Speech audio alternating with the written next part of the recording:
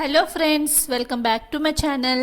ఈరోజు మనం ఈ వీడియోలో ఎంతో టేస్టీగా క్రిస్పీగా ఉండే మష్రూమ్ పకోడా ఎలా చేయాలో తెలుసుకుందామండి.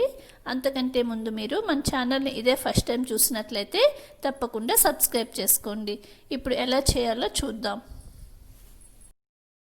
దీనికి కావలసిన పదార్థాలు ఇక్కడ 200 గ్రామ్స్ మష్రూమ్ తీసుకున్నానండి. అలానే 1 కప్ శనగపిండి,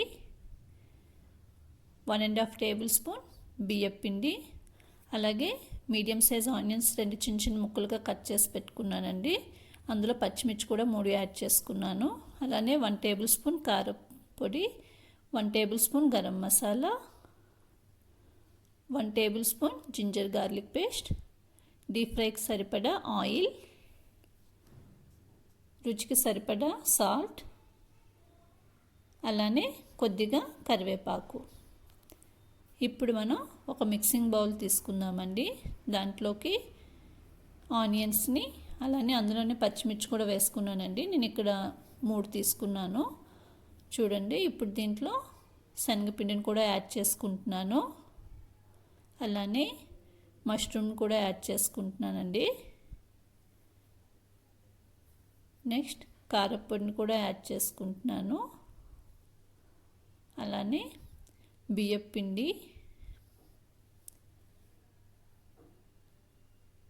నెక్స్ట్ జింజర్ గార్లిక్ పేస్ట్ని కూడా యాడ్ చేసుకుంటున్నాను.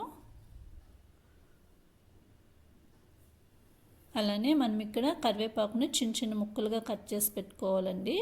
సో దాన్ని కూడా యాడ్ చేసుకుంటున్నాను. అలానే కొద్దిగా గరం మసాలాను కూడా యాడ్ చేసుకుంటున్నానండి. నెక్స్ట్ సాల్ట్ని కూడా యాడ్ చేసుకుంటున్నాను. ఇప్పుడు మనం దీన్ని అంతటినీ బాగా కలుపుకోవాలండి. ఒకసారి బాగా కలుపుకున్నాక కొద్దిగా వాటర్ వేసుకోవాలి. వాటర్ అనేది ఒకేసారి ఎక్కువ వేయకూడదండి, పిండి అనేది లూజ్గా వచ్చేస్తుంది. సో అందుకని వాటర్ అనేది కొద్దిగా వేసుకుంటా పిండిని ఈ విధంగా కలుపుకోవాలి. చూడండి, ఇలా కలుపుకున్నాక మనం దీన్ని ఒక సైడ్ని పెట్టుకోవాలండి. చూడండి, ఈ కన్సిస్టెన్సీలో కలుపుకోవాలి పిండిని. ఇప్పుడు మనం స్టవ్ పై బాందీ పెట్టుకొని దాంట్లో డీప్ ఫ్రైకి సరిపడా ఆయిల్ని వేసుకోవాలండి. చూడండి, ఇక్కడ ఆయిల్ అనేది బాగా హీట్ అవ్వాలి. బాగా హీట్ అయిందో లేదో తెలియాలంటే కొద్దిగా పిండిని వేసుకుంటే అది పైకి తేలినట్లయితే మనకి ఆయిల్ బాగా హీట్ ఎక్కినట్లండి. ఇప్పుడు మనం పిండిని కొద్దిగా ఆయిల్లో వేసుకోవాలి. చూడండి, ఈ విధంగా చిన్నగా వేసుకోవాలండి పిండిని. మనకి మష్రూమ్ అనేది బాగా ఉడకాలి కనుక మీడియం ఫ్లేమ్లోనే పెట్టుకోవాలండి. సో కొద్దిగా టైం పడుతుంది మష్రూమ్ ఉడికేదానికి. సో మీరు హై ఫ్లేమ్లో అయితే పెట్టొద్దు. సో చూడండి, ఈ విధంగా పిండిని అంతటిని చిన్నగా మొత్తం వేసుకోవాలండి. ఇప్పుడు మనం దీన్ని గోల్డెన్ కలర్ వచ్చేంత వరకు వేయించుకోవాలి. చూడండి, ఇక్కడ మధ్యలో నేను తిప్పుతూ ఉన్నాను. దీన్ని మనం బాగా వేగనీయాలండి.